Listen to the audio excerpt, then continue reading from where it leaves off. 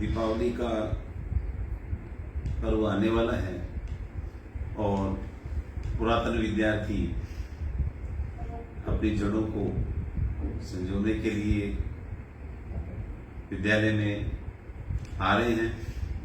आज बड़ा सौभाग्य का अवसर है कि हमारे बीच आदर्श क्रिएटिव स्कूल के पहले ही बैच की और आदर्श गौरव रही चारू वर्मा स्कूल का अवलोकन करने, स्कूल के बारे में जानकारी प्राप्त करने के लिए आई हुई। चारू इस स्कूल के लिए एक विशेष स्टूडेंट रही है। इससे हम लोग इसलिए भी थोड़े स्कूल के हिसाब से सोचे तो जुड़े हुए हैं, क्योंकि विपरीत परिस्थिति में यह अपना मुकाम बनाने के लिए अग्रसर है। जब ये कक्षा 10 में थी, सपने नवीन उड़ान लिए हुए थे, आशाओं के दीप प्रज्वलित हो रहे थे, तभी कोविड महामारी ने एक क्रूर मजाक इसके साथ किया।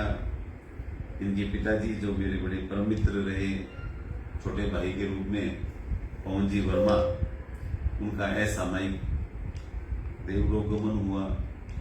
इसकी बड़ी बहन भी उस समय क्रिएटिव स्कूल में थी, नैन्सी। दोनों के बोर्ड के एग्जाम थे और ये दोनों ही आदर्श क्रिएटिव स्कूल को टॉप करने वाले स्टूडेंट में थी।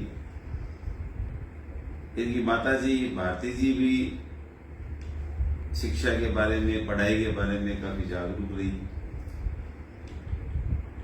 हम भी ये सोच रहे थे और हमें भी इस बात की पीड़ा थी कि इस तरह की घटना हुई। तो चलो, ऐसा प्रसंग चल ही गए हैं। आप 10वीं में थे उस समय जी। और अभी आपने एक ये बुक मेरे को दिखा रहे थे आप, जिसमें आपकी कुछ कृतियां छपी हुई है, लेखन कर रही हैं आजकल आप जी। और आपने ये जो टाइटल इस बुक का भी है, मैं अपने संघर्ष लिखता हूँ, मैं अपने संघर्ष लिखता हूँ। इसमें आपने एक कहानी लिखी है, बड़ी मार्मिक कहानी लिखी है। मैं भी अपने, मेरे आंखों के आंसू स्वतः ही निकल गया आपने देखा पढ़ते समय। कैसा उस परिस्थिति को कैसे आपने फेस किया, कैसे झेला?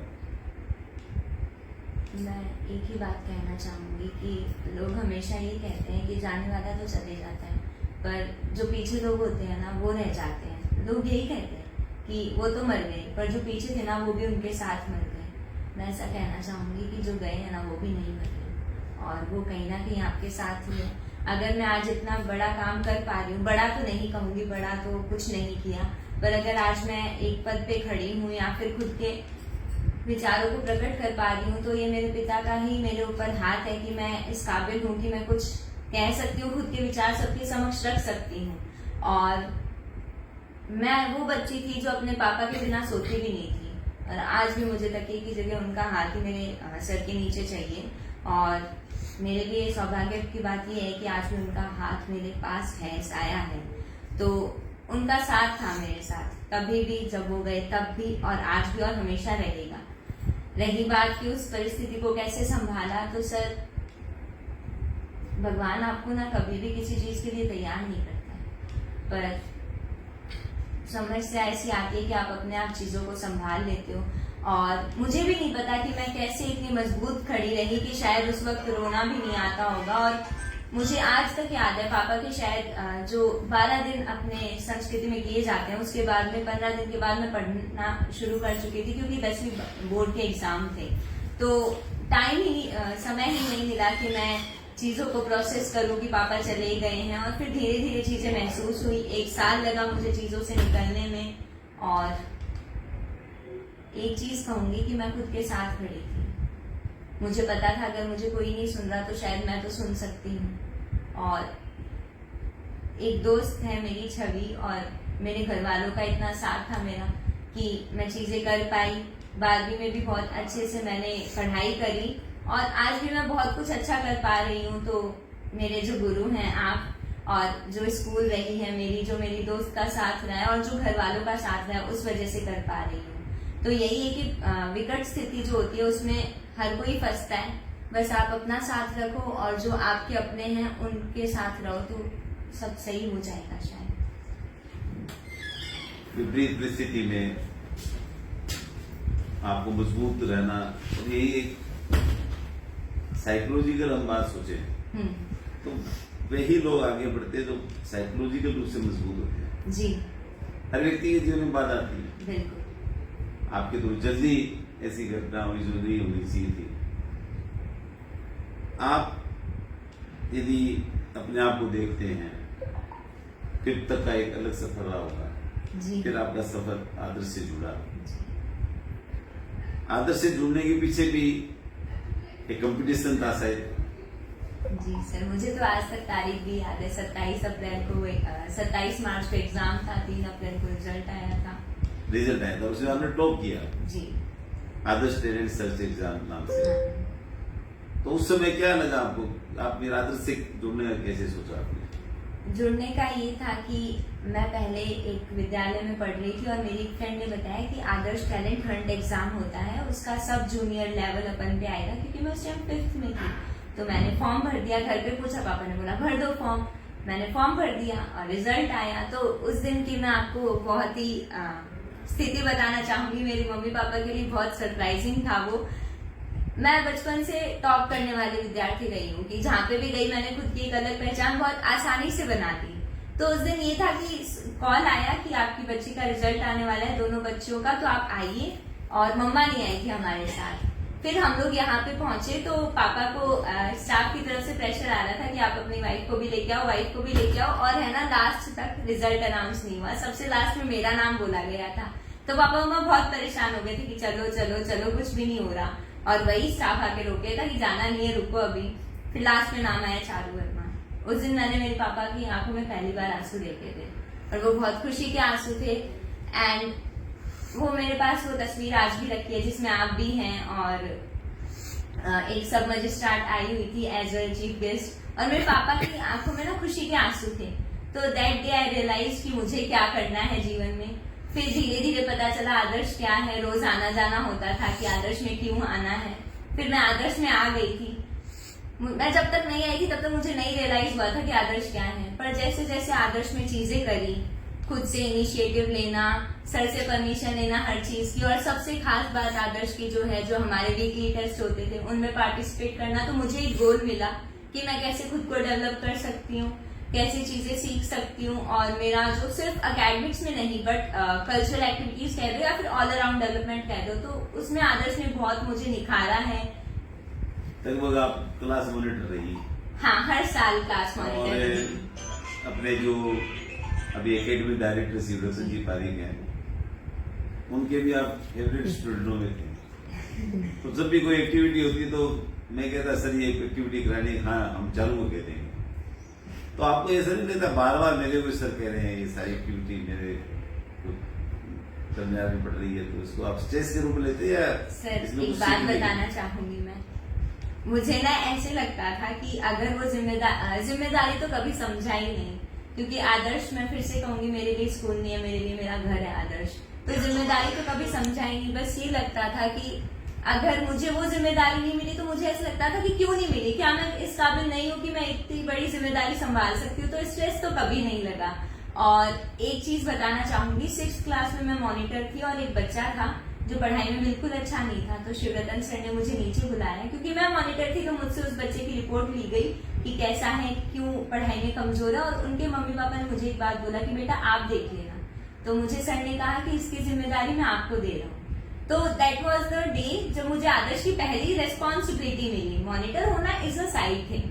फिर उसके बाद में मुझे जैसे जैसे था तो मुझे कभी जिम्मेदारी लगती नहीं थी, और मैं तो सोचती थी कि अब अगर चिल्ड्रंस डे आ रहा है तो मैं सर से बात करती हूँ कि सर अपन ऐसा कर सकते हैं, सर अपन को ये करना चाहिए। तो कभी स्ट्रेस किसी चीज का लगा ही नहीं। एक सौभाग्य की बात लगती थी कि मुझे कुछ करने का मौका मिल रहा है।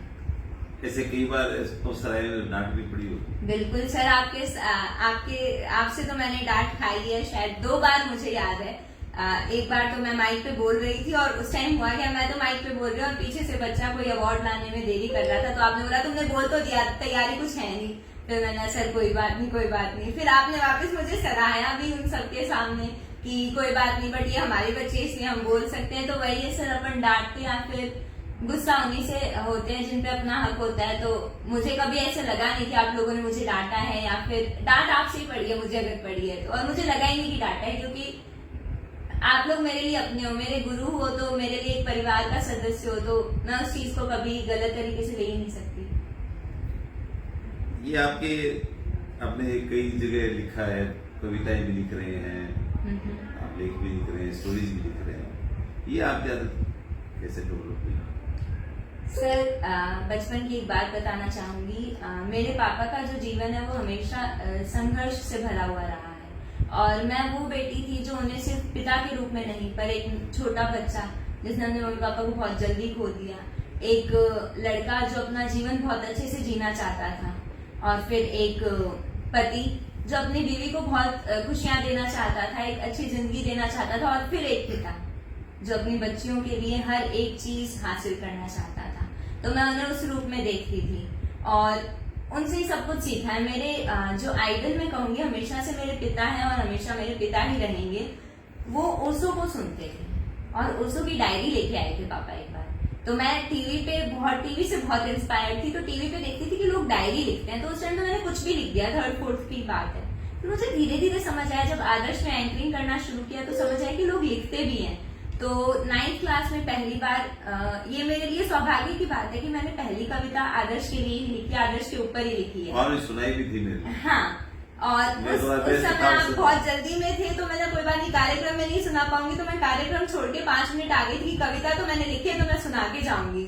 तो वो उस 2019 की आदर्श की जर्नी पे थी कि कैसे अपन ने क्रिकेट टूर्नामेंट जीता, इलेक्शंस करवाए, तो वो पूरा मैंने उसमें डिस्क्राइब किया था। और फिर जब मेरे पिता का देह त्याग हुआ तो मैं बिल्कुल अकेली तो कह सकती हूँ कि हाँ, मेरे पास कोई नहीं था जिससे मैं बात कर सकूं। तो फिर मैंने लिखना शुरू किया कि अपन कहते हैं ना कि किताबें और कलम आपकी बहुत अच्छी दोस्त बन सकते हैं, तो मेरे साथ भी कुछ ऐसा ही हुआ। फिर मैंने लिखना शुरू किया, धीरे धीरे अपने विचार जो अपनी डायरी में लिखने लगी, और वहीं से क्योंकि मुझे वो डायरी क्रिकेट की बात कह रहे हो जी, उस वो जो आपने कविता लिखी है जी, वो आपकी कविता वैसे सार्थक हो गई कि उस टीम का ही हर्षवर्धन, हाँ, वो शिवराज तो कैप्टन था उस समय। हाँ, तो मुझे ध्यान, उन बच्चे थे, वो छोटे बच्चे थे, तो उनको मैंने बोल दिया कि यार तुम जा रहे हो और तुम जीत गया होगे ना तो कुबेर में पार्टी देंगे। हाँ, वो जीत नहीं गए, डिस्ट्रिक्ट टूर्नामेंट जीत गए, तो वहां कुबेर में पार्टी दी। तो मुझे वो सीन भी याद है। तो उन बच्चों के साथ मैंने एक एक से पूछा कि तुम क्या क्या कौन कैसे आपने आउट किया, कैसे रन बनाए, तुम्हारा रोल क्या था। तो ये जो भी बच्चा हर्षवर्धन सिंह है, ये बॉलर था। तो मैंने कहा तुम यानी स्विंग आउट स्विंग के बारे में समझाओ। तो वो भी मेरा फोटोग्राफ में देख रहा था, वो बच्चा बड़ा गंभीरता से उस एक्शन को बता रहा था। तो अपनी जो ये जर्नी, आदर्श जर्नी है, उससे सबसे बड़ी बात ये होती है परिवार सा बन जाता है, ये आपको रियलाइज करते हैं। यहाँ से जाने के बाद कॉलेज लाइफ शुरू हुई आपकी, महारानी कॉलेज से आप स्नातक कर रहे हैं। वहां भी आपको कहीं मौका मिला कोई यूथ कंपटीशन में या कोई इंटर कॉलेज टूर्नामेंट में, या कोई रोल? क्योंकि आदर्श तो छाना चाहिए महारानी कॉलेज तक की। बिल्कुल सर, मैंने बहुत कोशिश करी है और शायद कुछ हद तक मुकम्मल भी रही हूँ कि आदर्श का नाम ले जा पाऊँ वहां तक। मैं आपको बताना चाहूंगी कि हर कॉलेज की कल्चरल काउंसिल्स होते हैं और मैं हिंदी लिटरेचर सोसाइटी की मेंबर हूँ। उसी के साथ मैं एक कम्युनिटी है, काव्यवर्स कम्युनिटी, तो मैंने एक राइटर्स के लिए कम्युनिटी बना रखी है जिसमें हम लोग हर महीने एक इवेंट करवाते हैं और वहां पे हर कोई लेखक जो है अपनी कविता, अपनी कहानी आके हमें सुना सकता है। वहां पे कोई जजमेंट नहीं है, ऐसी एक कम्युनिटी बना रखी है। और रही बात सोसाइटी की कॉम्पिटिशन्स की, तो मैं बताना चाहूंगी कि मैंने 50 से ज्यादा कॉम्पिटिशन्स जो लिटरेरी के से रिलेटेड है उन्हें अटेंड किया है, पार्टिसिपेट किया है। 3 यूथ पार्लियामेंट अटेंड किए हैं, जिसमें एक में मैं विधानसभा भी गई थी, एक में मैंने बांसुरी स्वराज जो है न्यू दिल्ली कॉन्स्टिट्यूएंसी, उनकी बेटी, तो उनका रोल प्ले किया था। अभी हाल ही में जुलाई में एक हुआ था, तो उसमें मैंने शिवराज सिंह जी, शिवराज सिंह चौहान जो हमारे कृषि मंत्री हैं, उनका इनमें दोनों रोल में लेके टिपिकल आए। रोल किसका लगा? सर टिपिकल मुझे बांसुरी स्वराज जी का लगा थोड़ा सा, क्योंकि शिवराज सिंह चौहान जी है वो एमपी के भी पहले रहे हुए हैं मुख्यमंत्री, तो थोड़ा बहुत पता था उनके बारे में। और जो बांसुरी स्वराज जी वो थोड़ी सी नई है, तो उनके बारे में थोड़ा जानना और थोड़ा सा कठिन था, पर ठीक है उनका भी रोल प्ले किया मैंने। और इसी के साथ मुझे जो parliamentary of home minister affairs है उनसे सर्टिफिकेट मिला पार्टिसिपेशन का। एंड इसके साथ अभी मैं आईआईटी कानपुर में लिटरेचर कॉम्पिटिशन में पार्टिसिपेट करके वहाँ आई क्या हूँ। आईआईटी कानपुर में तो अपने बच्चे भी थे, आप पहले गए थे तो वहाँ मिलते हैं आपसे। अच्छा यहाँ से पढ़े हुए आईआईटी कानपुर में भी विजिट कर रहे हैं। जी। अपने जो योगेंद्र स्वामी है वो भी आईआईटी कानपुर का पास आउट है, जो अच्छा हाँ मेरिट में जो आया था बच्चा जी। वो वहीं से पास आउट। तो वहाँ क्या एक्टिविटी रही? वहाँ पे सर पैनल डिस्कशन था जिसमें मैं मुख्य चुनाव आयुक्त के रूप में खुद को प्रेजेंट कर रही थी, साथ ही मैंने कहानी और कविता में तो मुख्य पार्टिसिपेट चुनाव से तो लोग काफी क्वेश्चन पूछते हैं आजकल। सर मेरा मुद्दा ये था कि चुनाव जो है उसमें नोटा का वोट होना चाहिए या नहीं होना चाहिए, तो मैंने उस पर अपने विचार रखे। मैंने खुद के पर्सनल विचार नहीं रखे, बल्कि एक मुख्य जो चुनाव आयुक्त है उसके क्या विचार है इस चीज पे वो विचार रखे। तो नोटा में तो मैं भी सुझाव देना चाहूंगी यदि आप मुख्य चुनाव बन जाए कभी तो मेरा ये है कि ये नोटा की जो लिमिट है इसको रिड्यूस किया जाए, कि 10% वोट भी यदि नोटा किया जाए वो चुनाव कैंसिल होना चाहिए। कि आप 50% का करेंगे तो वो अप्रासंगिक है, उसका कोई मतलब नहीं निकलेगा। 10% से हर कैंडिडेट अवेयर हो जाएगा, क्या 10% लोग हो सकता है अपने दोनों को नापसंद करते हैं जी। तो मेरे हिसाब से डेमोक्रेसी और अच्छी। आपको एक बात बताना चाहूंगी, अब शिष्य आपकी हूँ तो विचारधारा भी कहीं ना कहीं तो मिलती जुलती है ही। मैंने भी अपना यही मत रखा कि नोटा बिल्कुल प्रभावशाली है और होना चाहिए, क्योंकि यही वो वोट है जो मूल लोगों की आवाज बनता है। परंतु इसे प्रभावशाली बनाने के लिए इसके % कम किए जाए और इसे प्रभावशाली ऐसे बनाया जाए कि अगर एक कंस्टिट्यूएंसी में नोटा के इतने वोट्स आए हैं और पॉसिबल है कि पुनः चुनाव हो सकते हैं, तो फिर री इलेक्शन करवाए जाने चाहिए। मेरा भी यही मत था। आप क्रिएटिव में पढ़े हैं, अब काफी टाइम के बाद आए होंगे आज। हाँ। कितने टाइम बाद आया? सर मैं लास्ट आई थी अगस्त 2023 में मेरे डॉक्यूमेंट्स लेने, और फिर अब आज आई। हाँ, तो उसमें और इसमें कोई परिवर्तन लगा है क्या आपको? बहुत ज्यादा परिवर्तन लगा। एक चीज कहना चाहूंगी कि कहीं पे भी पहुंच जाओ, आज मैं एक बहुत अच्छी यूनिवर्सिटी में हूँ, बहुत अच्छी जगह जाती हूँ, खुद को प्रेजेंट करती हूँ, पर जो मेरी आदर्श है वो मेरी आदर्श ही रहेगी। 6th क्लास से 12th क्लास की ये जर्नी सिर्फ मेरे लिए एक स्कूल जर्नी नहीं थी, पर इसने मुझे बनाया है। आदर्श ने मुझे बनाने में बहुत बड़ा रोल प्ले किया है, तो हमेशा ही याद करती थी आदर्श को हर चीज में। हमेशा से इच्छा थी कि 12th के बाद आना है, और मन में एक मलाल था कि कुछ बन के आना है, क्योंकि इस स्कूल ने मुझे बहुत कुछ दिया है, तो मैं इसे बिल्कुल कुछ देना चाहती हूँ। हालांकि अभी भी मैं कुछ बन के नहीं आई, और यहाँ पे बहुत बड़ा पद है आदर्श का मेरे लिए, तो शायद ही यहाँ पे कुछ बन के आ पाऊंगी। पर कल शिवरतन सर से बात हुई कि आप स्कूल आओ, अपन मिलेंगे, और मेरे को थोड़ा सा ऐसे झिझक थी मन में कि 2 साल बाद जा रही हूँ, स्टाफ भी काफी चेंज हो गया, पता नहीं क्या करूंगी क्या नहीं। फिर मैं सुबह पहुंची और वही आदर्श थी, वही हमेशा की तरह। सबसे पहले मेरी आदत थी कि जो 4 सीढ़ियां चढ़ते हैं ऑफिस पे, सबसे पहले मैं चरण स्पर्श करती थी उसके, क्योंकि वो मेरे लिए बहुत अहम है। तो वही मैंने किया। देखा सामने प्रेयर चल रही है, बच्चे बैठे हुए हैं, और मैं शिवरतन सर से कुछ बात कर रही थी, जितने में माइक पे मेरा नाम बोला गया कि आर.के. सर कह रहे थे कि मैं चारू वर्मा से इंट्रोड्यूस करवाना चाहूंगा। फिर मुझे वो फ्लैशबैक हिट हुआ कि मैं थी जो बोलती थी कि कोई नया है और मैं इनसे आपको मिलवाना चाहती हूँ। तो मेरे लिए एक पूरा मेमोरी में चला गया। और फिर मैं देख रही हूँ, तो मैंने बच्चों को कुछ एड्रेस करने से पहले यही बोला, मुझे 2 मिनट दे दो, मुझे आप सबको देखना है। तो जब मैं उन सबको देख रही थी ना, तो उन छोटे बच्चों में कहीं ना कहीं मैं खुद को भी देख रही थी कि कैसे मैं इस स्कूल में आई थी। जिस साल मैं आई थी उसी साल आदर्श बनी थी, क्रिएटिव जो है एस्टेब्लिश हुई थी। तो हम लोग काफी दिनों तक इसी बिल्डिंग में थे, और मैं सर जैसे ही मिल जाते थे तो मैं यही पूछती थी, सर नई बिल्डिंग में कब लेके जाओगे, कब लेके जाओगे। फिर उस बिल्डिंग में गए, वाओ ये हमारा स्कूल है, ऐसे था। फिर धीरे धीरे चीजें हुई, सर AC नहीं है, सर झूला भी लगवा दो, सर वाटर कूलर में भी ये इशू है।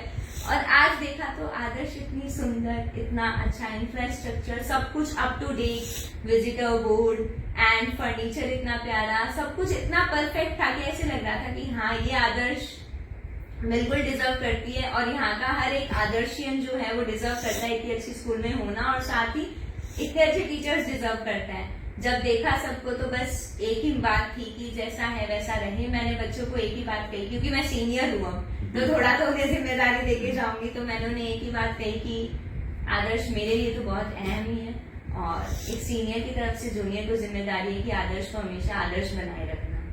क्योंकि हमें पता है कि जब हम बाहर जाते हैं, और मैं कभी नहीं बोलती मैं आदर्श से हूँ, मैं पूरा बोलती हूँ मैं श्री आदर्श क्रिएटिव स्कूल से हूँ। तो आदर्श सिर्फ आदर्श होना मतलब आदर्श का आप भी मतलब समझते हैं आइडल होता है कि जो परफेक्ट होता है। तो मैंने उन्हें यही बोला कि आदर्श को हमेशा आदर्श बना के रखने से मतलब ये नहीं है कि आप हमेशा परसेंट अच्छे ला रहे हो, नहीं, पर आप एक अच्छे बच्चे बन के निकल रहे हो और अपने टीचर्स की हमेशा इज्जत कर रहे हो। तो ये सब चीजें थी जो मैंने बच्चों से साझा करी और सबसे मिलकर बहुत खुशी हुई। आप को सबसे पहले टैलेंट सर्च एग्जाम से वो प्राइज मिला, उस दिन आपके चाचू भी आपसे मिले थे। उन्होंने कहा था कि तुम्हें ये बनने की क्षमता है, वो मेरे दिमाग से क्या बोला था उन्होंने? उन्होंने मुझे नहीं कहा था, एक्चुअली वो पापा के साथ बैठे थे और तो उन्होंने कहा कि भाई साहब मुझे ना चारू में कलेक्टर की छवि दिखती है। तो उन्होंने बस इतनी सी बात कही थी और फिर रात को पापा ने आके मुझे बोला, क्योंकि वो मेरे लिए एक सपना था। और एक बात बताना चाहूंगी, अब वो बात छेड़ी गई है। तो जिस दिन रिजल्ट निकला उस दिन रात को पापा मिठाई वगैरह लेके आए, बहुत खुश थे। एंड पहली बार मेरे पापा मेरे आगे रोए थे और शायद मैं मेरे जीवन का सबसे सौभाग्यशाली पल वो मानती हूँ कि वो इतने सक्षम थे कि मेरे आगे वो अपनी जो सॉफ्ट साइड है वो दिखा सके। अगले दिन पापा 4 बजे उठ के बाहर बैठ गए थे घर के कि आज न्यूज़पेपर आएगा और मेरी गुड़िया की फोटो आएगी। And that day he bought each and every newspaper, whether it was Rajasthan Patrika, शुरू पत्रिका, दैनिक भास्कर, शुरू भास्कर, कोई से भी हो, सब पापा ने ली। और मेरी इसमें फोटो है, उसमें फोटो है, और वो कटिंग संभाल के रखी। शाम को मुझे कह रहे हैं कि आज ना आनंद आया था, मतलब मेरे चाचू का नाम लेके, कि वो ऐसे ऐसे बोल के गया। मैं ठीक है पापा, क्योंकि पापा ने कह दिया तो करना है, पापा ने ऐसे किया तो हाँ, पापा ने ऐसे किया तो ना। तो वही चीज थी। फिर उसके बाद में ऐसे था कि चीजें सीखी, फिर धीरे धीरे पता किया कि कलेक्टर होता क्या है, किसे बोलते हैं। तो 6th क्लास से क्लियर था कि आर्ट्स लूंगी और अच्छे से पढ़ाई करूंगी। जब 10th के बाद पापा गए तो बहुत ज्यादा कंफ्यूज थी चीजों को लेके, पर एक चीज गोल दिमाग में क्लियर था कि वो क्या सेट करके गए हैं। एंड बहुत जल्दी हो जाएगी ये चीज। पर एक बात बताना चाहूंगी, 9th में मेरे पापा ने मुझसे कहा था कि तुम आराम से पढ़ो, और उनकी प्लानिंग यहाँ तक थी कि 11th में ही टोल्ड मी कि अपन दिल्ली चलें, क्योंकि दिल्ली बेस्ट अब माना जाता है। अब मैं इस विचारधारा में नहीं हूँ, पर उस टाइम तो मुझे नहीं पता था, तो यही था। तो मैंने बोला पापा दिल्ली से पढ़ाई करूंगी।